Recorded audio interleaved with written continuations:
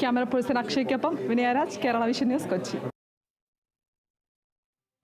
മറ്റൊരു വാർത്തയിലേക്കാണ്. പാലക്കാട് കരോൾ സംഘത്തിനെതിരായ ആക്രമണത്തിൽ വിമർശിച്ച ഡിവൈഎഫ്ഐ.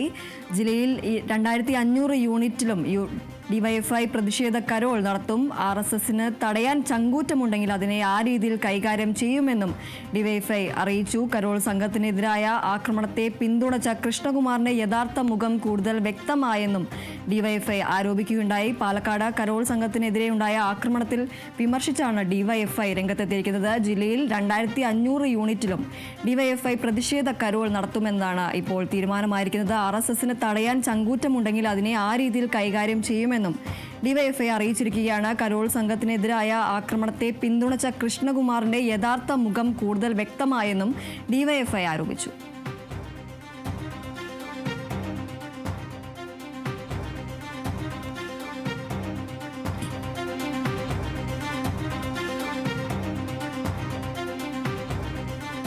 കഴിഞ്ഞ ദിവസമാണ് പാലക്കാട് പുതുശ്ശേരിയിൽ കരോൾ സംഘത്തിന് നേരെ ആക്രമണമുണ്ടായത്. ഈ ഒരു സംഭവത്തിലാണ് ഇപ്പോൾ ഡിവൈഎഫ്ഐ വിമർശിച്ചുകൊണ്ട് രംഗത്തെത്തിയിരിക്കുന്നത്. ജില്ലയിൽ 2500 യൂണിറ്റിലും ഡിവൈഎഫ്ഐ പ്രതിഷേധ കരോൾ സംഘടിപ്പിക്കുമെന്നതാണ് ഇപ്പോൾ തീരുമാനമായിരിക്കുന്നത്. RSSന് തടയാൻ ചങ്കൂറ്റമുണ്ടെങ്കിൽ അതിനെ ആ രീതിയിൽ കൈകാര്യം ചെയ്യുമെന്നും ഡിവൈഎഫ്ഐ അറിയിച്ചു. കരോൾ സംഘത്തിനെതിരായ ആക്രമണത്തെ പിന്തുണച്ച കൃഷ്ണകുമാറിന്റെ യഥാർത്ഥ മുഖം കൂടുതൽ വ്യക്തമായെന്നും ഡിവൈഎഫ്ഐ ആരോപിക്കുകയുണ്ടായി. ഇന്നലെയാണ് ഇത് സംബന്ധിച്ച് സി കൃഷ്ണകുമാർ, BJP നേതാവായ സി കൃഷ്ണകുമാർ ഒരു അധിക്ഷേപ പരാമർശം നടത്തിയത്. ഈ കരോൾ നടത്തിയ കുട്ടികളെ അധിക്ഷേപിക്കുന്ന രീതിയിലുള്ള ഒരു പരാമർശമാണ് സി കൃഷ്ണകുമാറിന്റെ ഭാഗത്തു നിന്നുണ്ടായത്. മദ്യപിച്ചാണ് കരോൾ നടത്തിയതെന്നാണ് കൃഷ്ണകുമാറിന്റെ ആരോപണം. വിഷയത്തിൽ കൂടുതൽ ചോദ്യങ്ങൾ ഉയർന്ന ഒരു സാഹചര്യത്തിൽ കൃഷ്ണകുമാർ മലക്കം മറിയുന്ന ഒരു സാഹചര്യം ഉണ്ടായിരുന്നു. പൊതുവായി പറഞ്ഞതാണ് എന്നതാണ് കൃഷ്ണകുമാർ അതിനുശേഷം നടത്തിയ ഒരു വിശദീകരണം.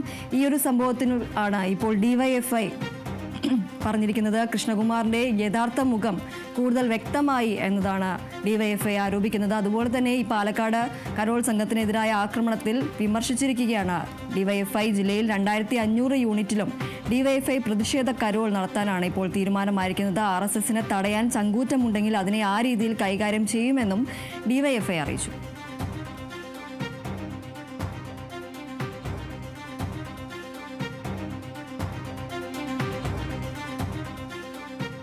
കോഴിക്കോട് കോർപ്പറേഷനിൽ മുസ്ലിം ലീഗിന് ലഭിക്കുന്ന ഏക സ്ഥിരം സമിതി അധ്യക്ഷ